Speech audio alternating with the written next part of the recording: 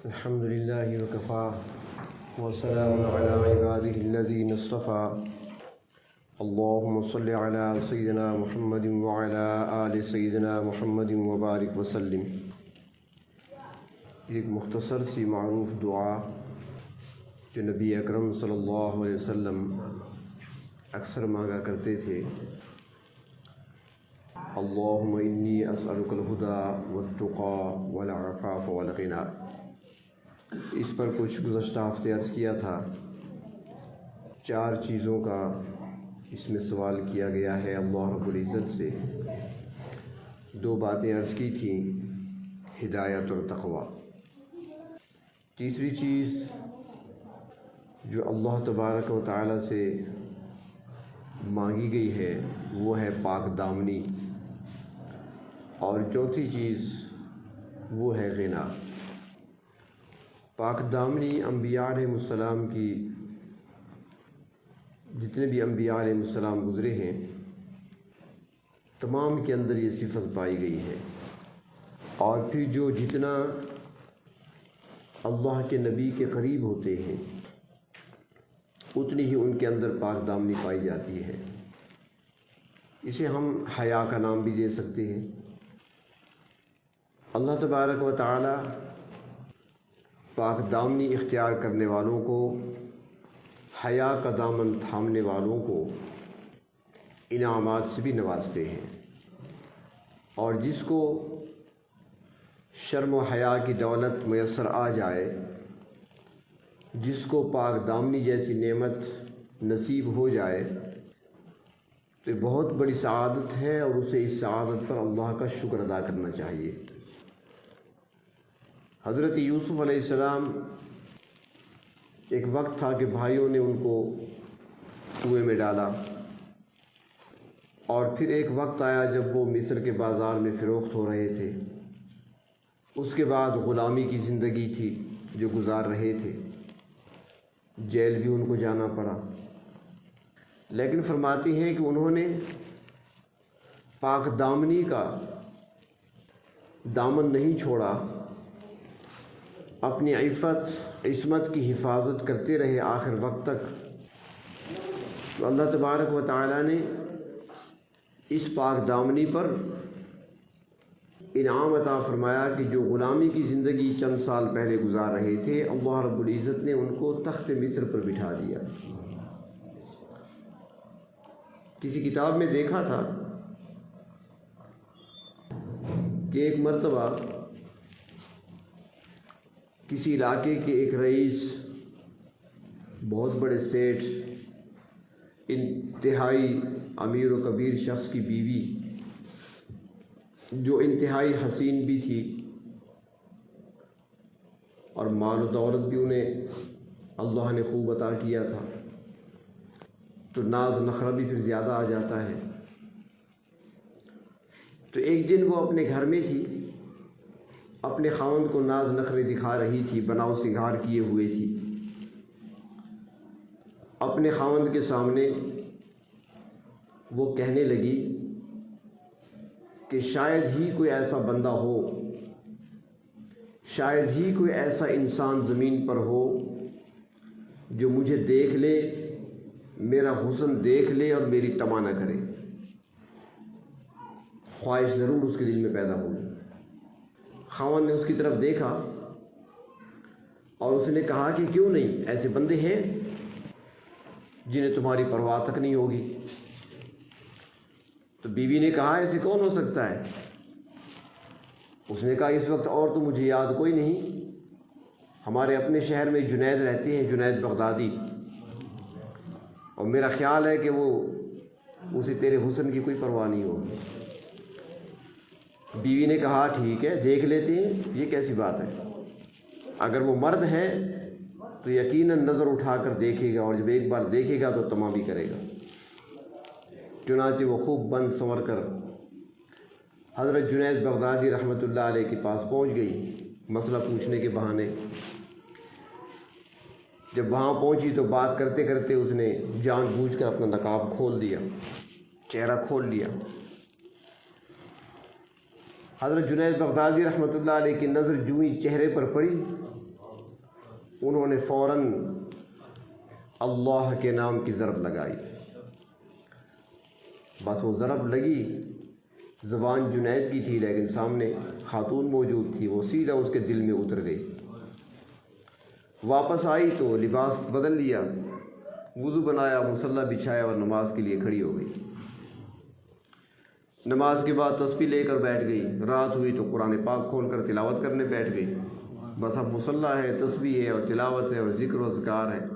وہ ساری تراریاں بھول گئی، وہ سارے ناز نخرے بھول گئی۔ تو لکھا تھا کہ اس کے خاوند کہا کرتے تھے کہ جنید کا میں نے کیا بگاڑا تھا کہ میری عورت کو اس نے راہبہ بنا دیا۔ تو جو پاک دامنی کو اختیار کرتے ہیں، پروردگار عالم پھر ایسا انعام بھی عطا فرماتے ہیں کہ ان کی نظر سے پھر ولی اللہ پیدا ہوتے ہیں، ان کی محفل سے اٹھنے والے پھر اللہ کے ولی ہوتے ہیں۔ تو اس لیے اس چھوٹی سی دعا کے اندر یہ سوال کیا گیا ہے، اللہ تبارک و تعالیٰ سے عفت کا سوال کیا گیا ہے۔ پہلے ہدایت مانگی گئی، پھر تقوی مانگا گیا، اور پھر عفت و پاک دامنی کا سوال کیا گیا۔ اگر غور سے دیکھا جائے تو ہدایت کیا ہے؟ یعنی وہ راستہ جو اللہ تعالیٰ کے قریب کرنے والا ہے بندے کو۔ تقوی کیا ہے؟ جو چیزیں اللہ تعالیٰ سے دور کرنے والی ہیں ان سے بچنا، اسی کا نام تقوی ہے۔ اور زندگی ملے تو کیسی ملے؟ پاکیزہ زندگی۔ اور پاکیزگی کیسے ہوگی، پاک دامنی کیسے ہوگی؟ کہ نگاہ بھی پاک ہو، سوچ و فکر بھی پاک ہو، خیالات بھی پاک ہوں، انسان کی ساری زندگی پاکیزہ ہو۔ اور پھر اس کے بعد چوتھی چیز کا سوال کیا گیا غنا کا۔ غنا بہت بڑی نعمت ہے، غنا کا تعلق دل کے ساتھ ہے۔ جو آدمی قناعت اختیار کرتا ہے، آج اسی چیز کی ہمارے اندر کمی ہے، جو قناعت اختیار کرتا ہے، اللہ رب العزت نے جو کچھ اسے عطا کیا ہے، جتنا اسے دیا ہے، وہ اس پر شاکر ہوتا ہے، اللہ کا شکر ادا کرتا ہے، اور جب اپنے اخراجات کا چارٹ بناتا ہے تو وہ اپنی آمدن کے مطابق ہی بناتا ہے۔ جتنی آمدن، وہ کہتے ہیں نا ہمارے یہاں کے، جتنی چادر ہے اتنے پاؤں پھیلاؤ۔ تو جتنی اس کے پاس وسعت ہے اسی کے مطابق وہ اپنے اخراجات اسی کے مطابق تیار کرتا ہے، اس سے بڑھ کر نہیں۔ آج ہم پریشان اس لیے ہوتے ہیں کہ ہماری حیثیت کچھ ہوتی ہے اور ہمارے اخراجات اس سے بڑھ کر ہوا کرتے ہیں، اور پھر پریشانی تو لازمی آتی ہے، پھر قرض لینا پڑتا ہے، مقروض بنتے ہیں، سوال کرنا پڑتا ہے، کسی کے آگے ہاتھ پھیلانا پڑتا ہے، کسی سے مانگنا پڑتا ہے۔ تو جو آدمی قناعت اختیار کرتا ہے، اللہ تبارک و تعالیٰ کے دیے ہوئے رزق پر وہ صبر کرتا ہے، وہ شکر ادا کرتا ہے، جتنا مل گیا بس اللہ نے دے دیا، میرے مقدر میں یہی تھا، اور پھر اسی کے مطابق اپنی زندگی گزارنے کی کوشش کرتا ہے، تو پھر اللہ تبارک و تعالیٰ ایسے شاکر اور صابر بندوں کو غنا عطا فرماتے ہیں۔ پھر وہ بے پرواہ ہو جاتی ہیں، انہیں کسی کی پرواہ نہیں ہوتی، پھر نہ ان کی نظر بنگلے کوٹھیوں کی طرف اٹھتی ہے، نہ ان کی نظر کسی مالدار کی طرف اٹھتی ہے، بلکہ اللہ تبارک و تعالیٰ ان کے دل کو غنی کر دیتے ہیں، انہیں کسی چیز کی پرواہ نہیں ہوا کرتی۔ تو یہ چار چیزیں بظاہر تو عام سی دعا ہے، لیکن بہت بڑی باتیں اس میں کہی گئی ہیں، بڑی چیزیں اللہ رب العزت سے مانگی گئی۔ ہدایت جسے مل گئی اسے سب کچھ مل گیا، اور ہدایت اللہ تبارک و تعالیٰ ہی عطا فرماتے ہیں، مانگنی بھی اللہ سے چاہیے۔ مفسرین اکرام نے لکھا ہے کہ نبی اکرم صلی اللہ علیہ وسلم اپنے چچا ابو طالب کے سرہانے بیٹھے تھے اور دیکھ رہے تھے کہ مرض ان کا بڑھ رہا ہے، اور یہی محسوس ہو رہا تھا کہ اب بچنے کی امید نہیں ہے، اب دنیا سے سفر آخرت ہونے والا ہے۔ تو نبی اکرم صلی اللہ علیہ وسلم اس موقع پر اپنے چچا ابو طالب سے فرماتے ہیں، چچا ایک بار کہہ دو، ایک بار کلمہ پڑھ لو، آہستہ سے پڑھ لو، مجھے گواہ بنا لو، کیونکہ آپ کو بڑی محبت تھی چچا کے ساتھ۔ 8 سال کی عمر میں جب آپ کے دادا فوت ہوئے تھے، جب آپ صلی اللہ علیہ وسلم کی عمر مبارک 8 سال کی تھی، تو اس کے بعد کفیل بنے تھے ابو طالب۔ پھر آپ صلی اللہ علیہ وسلم کو نبوت ملی، ختم نبوت کا تاج غار حرا سے پہن کر آئے 40 سال کی عمر میں۔ چچا پھر بھی ساتھ رہے، جتنے مشکل حالات آئے چچا نے ساتھ دیا، یہاں تک کہ جب اس گھاٹی میں شعب ابی طالب میں 3 سال آپ قید اور بائیکاٹ کا جو عرصہ تھا گزارتے ہیں، تو ابو طالب نے وہاں بھی پورا ساتھ دیا آپ کا۔ تو آپ کو بڑی محبت تھی اپنے چچا کے ساتھ، تو آپ نے فرمایا ایک بار کہہ دیجئے، کلمہ ایک بار پڑھ لیجئے، لیکن آخر وقت تک چچا نے کلمہ نہیں پڑھا۔ اور روایات میں آتا ہے کہ چچا نے برملا کہا تھا کہ بھتیجے، جو دین آپ پیش کرتے ہیں اس سے بہتر دین مجھے دنیا میں نظر کوئی نہیں آتا۔ دین آپ کا سب سے افضل، بات آپ کی سب سے بہتر، لیکن میں قبول نہیں کر سکتا کہ میرے بعد مجھے طعنہ دیں گے، لوگ بات کریں گے کہ موت کے خوف سے کلمہ پڑھ لیا تھا۔ بس صرف اپنی وہ فخر کی بنا پر کلمے سے محروم رہا۔ تو جب نبی اکرم صلی اللہ علیہ وسلم کو مایوسی ہوئی کہ اب چچا کلمہ ہرگز نہیں پڑھے گا، تو آپ وہاں سے نکلے، اور روایات میں آتا ہے کہ اس حال میں واپس ہوئے کہ آپ کی مبارک آنکھوں سے آنسو رواں تھے، کیونکہ بڑی محبت تھی آپ کو، آنکھوں سے آنسو رواں تھے۔ اللہ تبارک و تعالیٰ نے جبریل امین کو بھیجا، جاؤ آیت لے کر جاؤ، انک لا تہدی من احببت ولکن اللہ یہدی من یشاء۔ ہدایت ایسی چیز ہے میرے محبوب، یہ آپ کے اختیار میں نہیں ہے۔ تبلیغ کرنا، دعوت دینا، کلمہ حق پہنچا دینا، یہ آپ کے ذمے ہے۔ ہدایت ہمارے پاس ہے، آپ نہیں دے سکتے ہدایت، جسے ہم چاہتے ہیں اسے ہدایت ملتی ہے۔ تو ہدایت وہ قیمتی چیز ہے، یہ وہ اہم چیز ہے انسان کے لیے کہ اللہ تبارک و تعالیٰ نے جو ہمیں نماز میں جس صورت کے پڑھنے کا حکم دیا ہے، اسی میں حمد و ثنا کے بعد، اللہ تبارک و تعالیٰ کی تعریفیں کرنے کے بعد، اللہ تبارک و تعالیٰ کے ساتھ اپنے ایک تعلق کا اظہار کرنے کے بعد، عہد و پیمان کے بعد سوال کیا گیا، اہدنا الصراط المستقیم، ہدایت کا سوال۔ ایک بار نہیں، دن میں کئی بار باوضو ہو کر ہدایت کا سوال کیا جاتا ہے۔ تو اس مختصر سی دعا کے اندر سکھایا گیا کہ اللہ سے ہدایت مانگو، اللہم انی اسألک الہدی والتقی، اور تقوی، ہر اس چیز سے بچنا جو اللہ کی ناراضگی کا سبب ہے، ہر اس کام سے بچنا جو اللہ تبارک و تعالیٰ کو ناراض کرنے والا ہے۔ اور تیسری چیز پاکیزگی مانگنا، اللہ تبارک و تعالیٰ سے پاک دامنی کا سوال کرنا، عفت کا سوال کرنا۔ اور جب انسان کی زندگی پاکیزہ ہو جاتی ہے تو وہ انسان پھر ایسا بابرکت بن جاتا ہے کہ غالباً مولانا عبدالحق صاحب دہلوی رحمۃ اللہ علیہ نے لکھا ہے کہ ایک مرتبہ دہلی میں قحط پڑا، اور بڑے زوروں کا قحط تھا، عرصہ ہوا بارش کی ایک بوند بھی نہیں آئی، سبزہ نظر نہیں آتا تھا زمین پر، ہر طرف خشکی، جانور پیاسے، پانی نہیں تھا، کھیت ویران ہو گئے، لوگ پریشان تھے۔ تو اس پریشانی کے عالم میں استسقاء ادا کرنے کے لیے شہر سے باہر جمع ہوئے، پورا شہر آبادی سے نکل کر میدان میں کھڑا ہے، جنگل میں کھڑا ہے، مرد ہیں، جوان ہیں، بچے ہیں، عورتیں ہیں، سارے جمع ہیں، چیخ و پکار ہے، رو رہے ہیں، اللہ سے معافی مانگ رہے ہیں، اپنے گناہوں پر توبہ کر رہے ہیں، اللہ تعالیٰ بارش عطا فرمائے، باران رحمت آئے۔ ایک دن مانگتے رہے، سارا دن گزر گیا، بارش نہیں ہوئی، دوسرے دن پھر آئے، تیسرے دن آئے، اب اسی میدان میں تیسرے دن کھڑے ہیں، اللہ سے مانگ رہے ہیں، خوب آو بکا کر رہے ہیں، بارش بادل کا نام و نشان تک نہیں۔ کتنے میں وہاں سے قریب سے ایک لڑکا جو اونٹ کی مہار پکڑے ہوئے تھا، نکیل رسی جو تھی وہ پکڑے ہوئے تھا، اور ایک خاتون، باپرد خاتون لپٹی ہوئی لباس میں وہ اونٹ کے اوپر بیٹھی ہوئی تھی، وہاں سے گزر رہے تھے۔ اس لڑکے کی نظر پڑی، لوگ جمع ہیں، رو رہے ہیں، میدان میں جمع ہیں، تو اس نے اونٹ کو وہاں پر روک دیا، چلا گیا کہ جا کر پوچھوں کیا ماجرا ہے۔ وہاں جا کر اس نے پوچھا کہ بھئی کیا ہوا، آپ کیوں یہاں پر جمع ہیں، سارے مجھے شہر کے لوگ یہاں پہ نظر آ رہے ہیں، آپ رو رہے ہیں، کیا مانگ رہے ہیں؟ انہوں نے کہا جی آج تیسرا دن ہے ہم آ رہے ہیں، اللہ سے بارش مانگ رہے ہیں، قحط پڑا ہوا ہے، اب تو دانے دانے کو ہم ترس گئے، پانی کی بوند کو ہم ترس گئے۔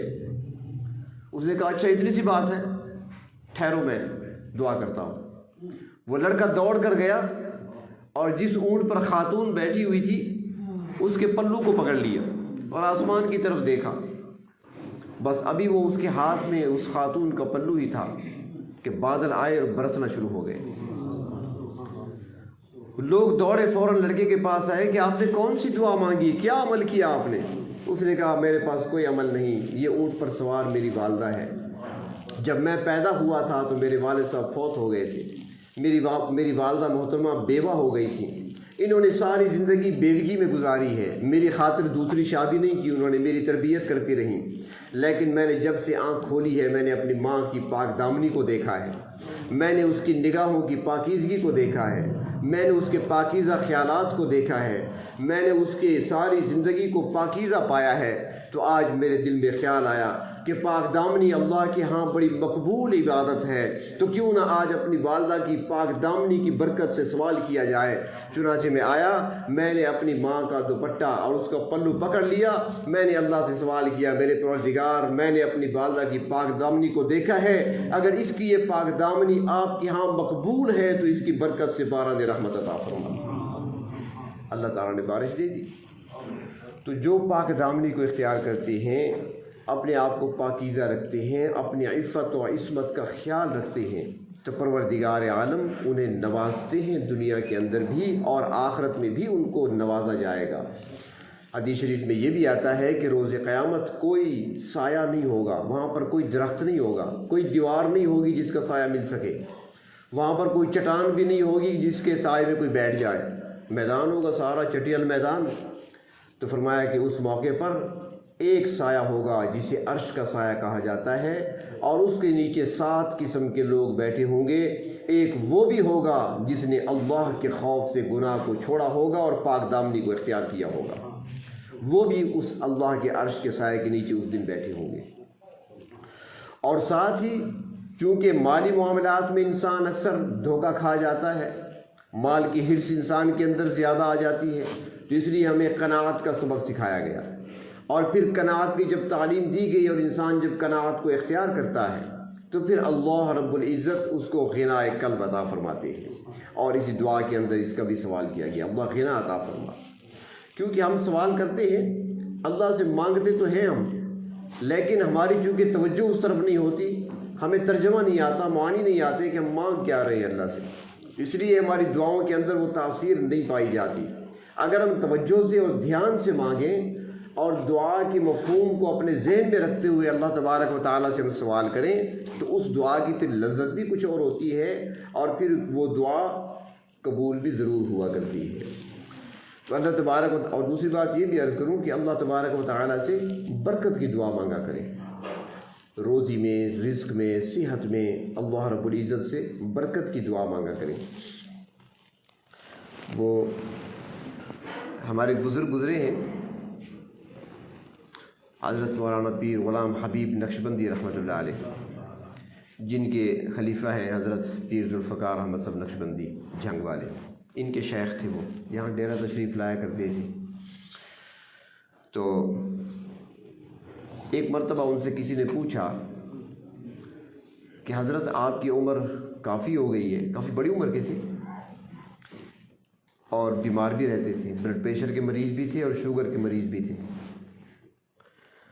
تو ان سے پوچھا گیا کہ حضرت ابھی تک آپ کے دانت پورے ہیں, کوئی دانت ابھی تک گرا نہیں ہے, چنے بھی کھا لیتے ہیں, اور شوگر بھی ہے, لیکن عشاء کی نماز وضو سے صبح کی نماز پڑھتے بھی آپ کو دیکھا گیا.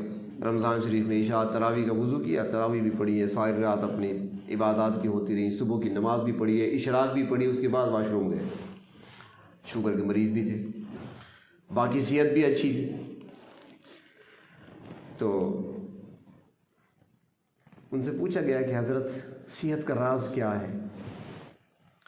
تو مسکرا کر فرمانے لگے کہ جب میں حرم شریف گیا تھا نا ایک مرتبہ, تو حدیث شریف میں آتا ہے نا کہ زمزم ایسا پانی ہے جس نیت سے پیا جائے اللہ تبارک و تعالیٰ وہ نیت مراد پوری کر دیتے ہیں.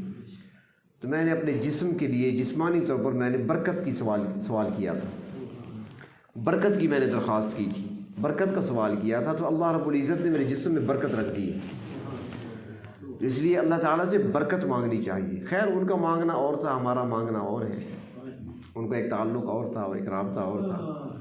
وہ تو بیٹھے بیٹھے اپنی کرامت دکھا دیا کرتے تھے. ایک مرتبہ فرمانے لگے، یہاں تشریف لائے تھے، مریالی جلسہ تھا. یہ ہمارے بزرگ بیٹھے ہیں، منیر بلوچ صاحب بیٹھے ہیں، ان کو یاد ہوگا، پروفیسر صاحب کو بھی یاد ہوگا.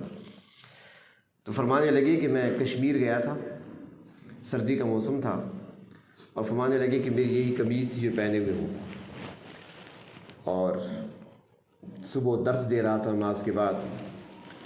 تو ایک غیر مسلم بیٹھا تھا وہاں پر، اس نے مجھ سے سوال کر دیا. جب درس مکمل ہوا تو اس نے سوال کیا کہ سنا ہے کہ آپ کہتے ہیں، یعنی مسلمان کہتے ہیں کہ قرآن حکیم معجزہ ہے، یہ کیسے معجزہ ہے؟ فرماتے ہیں کہ سردی کا موسم تھا اور میں قرآن کا ہی درس دے رہا تھا، اور اس نے سوال کر دیا کہ قرآن کیسا معجزہ ہے؟ سارے لوگ بیٹھے ہیں کمبل اوڑھے ہوئے اور کوٹ پہنے ہوئے اور کانپ رہے ہیں سردی کی وجہ سے. وہ فرمایا کہ میں نے اپنی پیشانی سے ایسے پسینہ اکٹھا کیا، ایسے اچھالا اس کی طرف کہ یہ ہے اعجاز قرآن، پڑھ کر تو دیکھو اسے. تم سب سردی سے شٹرے بیٹھے ہو، مجھے پسینہ آ رہا ہے. وہ کرامت تھی ان کی. تو برکت کا سوال کیا کریں اللہ رب العزت سے. جب برکت آ جاتی ہے تو سب کچھ آ گیا، ورنہ کثرت ہونے کے باوجود بھی کچھ نہیں ہوتا.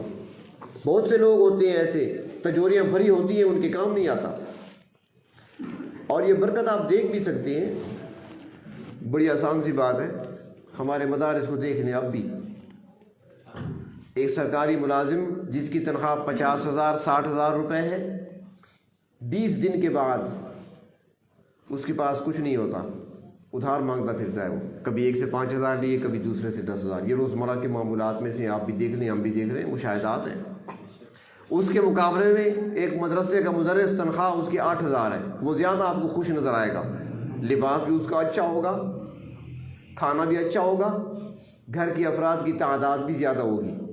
یہ بچے دو ہی اچھے یہ نہیں ہوگا، وہاں پر تعداد زیادہ ہوگی. ایک نکلے گا پوچھے کس کے بچے ہو، فلاں قاری صاحب کے. دوسرا نکلے اس سے پوچھو کس کے ہو، اسی کا نام لیا. تیسرا نکلے اس سے پوچھو، اسی کا نام لیا. تو برکت ہوتی ہے. یہ کئی ساتھی سوال کرتے ہیں کہ برکت آتی کیسے ہے؟ تو میں نے ان سے کہا کہ بھائی دیکھ لیں، آپ نے بھی شادی کی ہوگی، آپ کی دلہن بھی اپنے ساتھ فریج لائی ہوگی، اپنے ساتھ اور چیزیں بھی لے کر آئی ہوگی. اب دیکھ لیں جب سے وہ آئی ہے 6 مہینے گزرے، فریج میں خرابی پیدا ہو گئی، دکھایا آپ نے کمپریسر تبدیل کرو، تبدیل کر دیا. 2 دن مزید گزرے، ایک بلب فیوز ہو گیا، وہ ٹھیک کرائے، دوسرا چلا گیا، وہ ٹھیک کرائے، پنکھا جل گیا، پنکھے کو ٹھیک کرائے، پانی کی مشین خراب ہو گئی. اور آپ کے مقابلے میں ایک مدرسے کا مولوی صاحب ہے یا مسجد کا امام ہے، 20 سال 25 سال ہو گئے شادی کو، جو فریج لائی تھی ابھی تک کھڑا ہے، چل رہا ہے. جو بلب لگایا تھا، یقین جانیے مدارس میں آپ کبھی جا کر دیکھ لیں. اب تو خیر یہ دوسری لائٹیں آ گئی ہیں، وہ 100 واٹ کے بلب ہوا کرتے تھے، 50 واٹ 100 واٹ کے. یقین کریں جب مدرسے میں جانا ہوتا تھا تو ہم دیکھتے تھے کہ بلب جو ہے نا وہ میل کی وجہ سے بالکل سیاہ ہو چکا ہوتا تھا، گرد مٹی میل، وہ فیوز نہیں ہوتا تھا.